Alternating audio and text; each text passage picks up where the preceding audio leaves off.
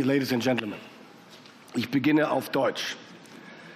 Ich hatte eine Rede Ladies and gentlemen, let me start in German. der heutigen I did have a speech that I prepared for today. It was a speech which was supposed to be about security in Europe.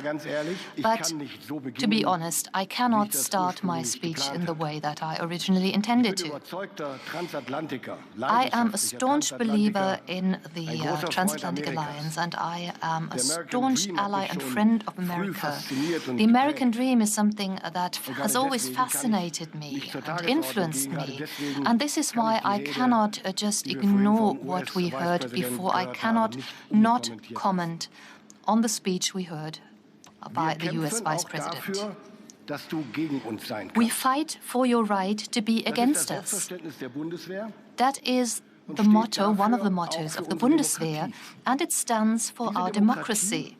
This democracy that was just called into question by the US Vice President, and not just the German democracy, but Europe as a whole. He spoke of the annulment of democracy, and if I understood him correctly, he compares the condition of Europe with the condition that prevails in some authoritarian regimes. Ladies and gentlemen, this is not acceptable.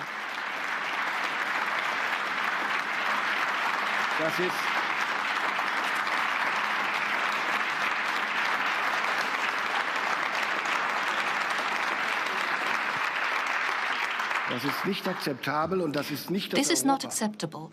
This is not the Europe, not the democracy where I live and where I conduct my election campaign right now. And this is not the democracy that I witness every day in our parliament. In our democracy, every opinion has a voice, and it makes it possible for parties that are partly extremist, such as the AfD, and they can campaign just as any other party.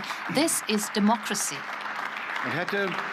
And if the Vice President had the opportunity to switch on his TV set when he arrived yesterday, he would have seen one of those candidates in primetime TV.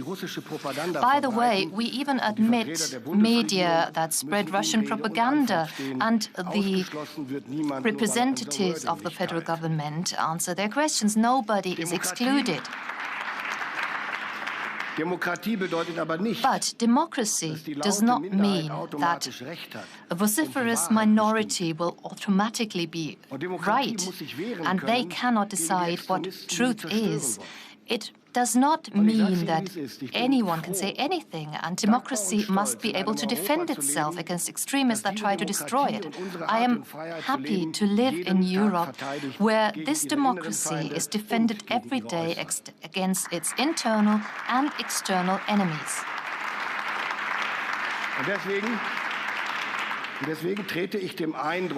And therefore, I would like to explicitly contradict and oppose the impression that Vice President Vance suggested here, that our democracies oppress and silence minorities.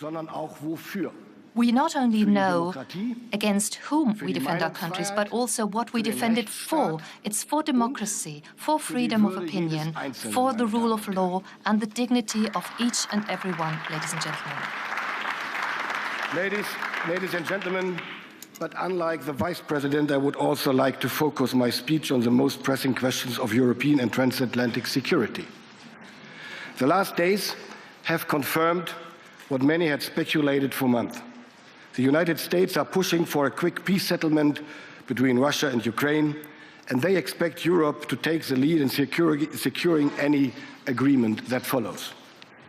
These negotiations can be a turning point for our continent and for transatlantic relations, a historic turning point that can go into very different directions. The choices we make now will determine whether we live in peace or in crisis. They will determine our future and the future of the next generation in Europe, but also beyond.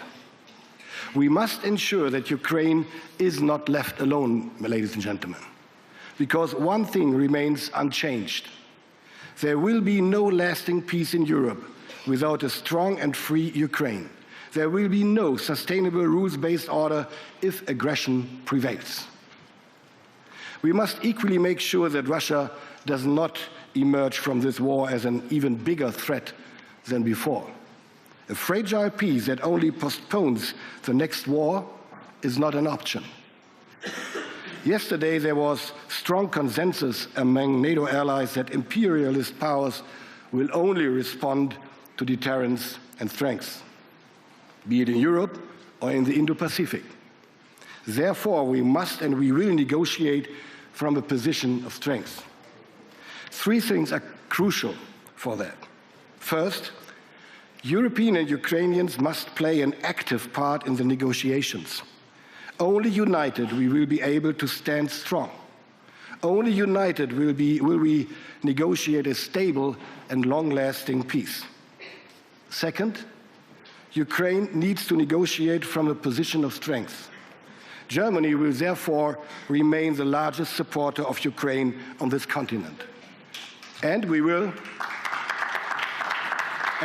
continue our engagement in the near future and beyond. Third, the transatlantic alliance must not take anything off the table before the peace talks have even started. Discussions about Ukraine's NATO membership or territorial issues must take place at the negotiating table with careful consideration and in close coordination among allies. At the same time, Secretary Hexet made it very clear that the US will remain engaged in NATO and in Europe. But the recent statements are also a strong reminder of what has been clear for many years, if we are honest. We Europeans have to contribute the lion's share to conventional deterrence and defense in Europe. We need to shape the reality we live in before it shapes us. Yesterday in NATO, we agreed to develop a roadmap. That was my proposal, a roadmap to organize the burden shifting from the US to Europe in the years to come, and to avoid at the same time, by orchestrating it, that we run in capability gaps which are critical. It is time for fewer promises now and more action. That is why my French colleague Sébastien Lecornu and I established the Group of Five together with the United Kingdom, Poland and Italy at the end of last year, to chart a course for a strong Europe. We will use this format to develop the roadmap in the upcoming month and discuss it with our allies, especially with the United States. Ladies and gentlemen, in order to make European responsibility a reality, we are taking strong measures in all important areas of defense with regards to money, material and operational readiness. Last year, Germany committed 2% of its GDP to defense. Within just 2 years, we nearly doubled our investments in procurement. Other European nations have made similar successful efforts. Security guarantees the future for all of us and for the next generation. We have the responsibility to invest in the future. For Germany, that means further increasing our defense spending. We need substantial financial means that cannot simply be cut out of the current budget. Excluding defense spending from our national debt limit is therefore inevitable. Security is not a short-term expenditure, it is a long-term commitment. That is why I am developing a 10-year program. We need to make defense spending more predictable. That means achieving security next generation. At the European level, we need to act in a similar way. We must ensure that all countries can effectively strengthen their security. That should involve adapting the Maastricht criteria to allow nations that face tight budgetary restrictions a greater flexibility to defense investments. And it would also involve a shift towards defense in the priorities of the European Union's multi-annual financial framework, just as we heard it by Mrs. von der Leyen earlier. More cash, that's the truth, must of course translate into more capabilities. It's not about money, it's about capabilities.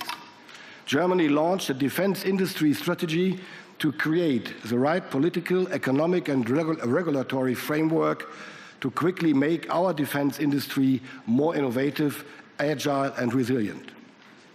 We streamlined our procurement processes, and together with industry, we are expanding our production capacities while pushing for a stronger European defense industrial base. Because one thing is certain, Europe needs a strong, more sovereign defense industry. We cannot afford excessive dependencies. This has never been clearer than today, as we see the geopolitical landscape shifting. Maintaining our technological advantage is crucial, particularly in areas such as artificial intelligence, space, and quantum technology. These investments generate positive spillover effects across our entire research landscape and overall economy. We need more European solutions while maintaining strong cooperation with our transatlantic partners. We need both in order to increase our defense capacities as quickly and comprehensively as possible while building and maintaining a strong industrial base. Simply put, we Europeans must develop together, build together, buy together, deploy together, even if that involves adapting and merging certain industries and setting aside national interests in some cases. This requires better coordination of who produces what to avoid duplicating efforts. We have proved that we are capable for this. The European Sky Shield Initiative is an example. The same is true for the European long-range strike approach initiated by Germany and France. And let me mention one more example, the German-Norwegian submarine project. Soon, German crews will be able to sail on Norwegian submarines and vice versa. This is European defense integration in action.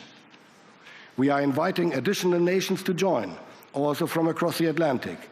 This will boost NATO's naval presence from the shores of the Baltic Sea across the Atlantic all the way to the Arctic, which the latter being more and more in the focus of NATO's adversaries. Projects like these are the future of procurement. They show what we can achieve when we act together and overcome national constraints. That brings me to operational readiness. After Russia's full-scale invasion of Ukraine, we have significantly scaled up our efforts to secure NATO's eastern flank. We increased our presence in the air, on land, and at sea. As of this year, 35,000 personnel stand prepared at the highest readiness levels to defend NATO's territory if needed. In Lithuania, we are moving from a rotational to a permanent presence. Together with our allies, we have as many as 1,400 boots on the ground today as part of the multinational battle group Lithuania. We are in the midst of preparing the permanent deployment of a full combat-ready brigade. We will have roughly 5,000 personnel permanently in Lithuania in the years to come. On this note, thank you very much, President Nausėda, for being such an exemplary partner in the historic endeavor.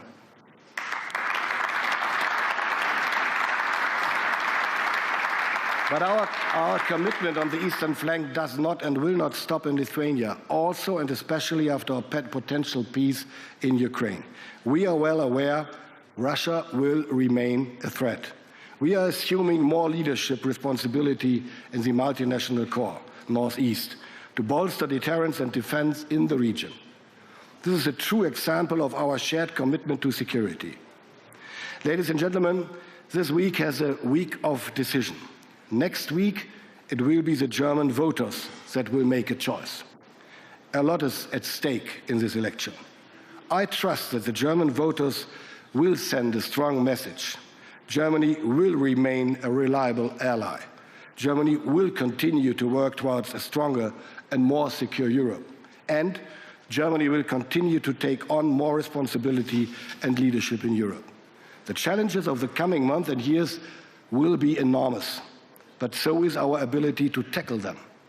As long as we stand together, as long as we remain committed to our security and our values of liberal democracy, I have no doubt the future is ours to shape. Thank you.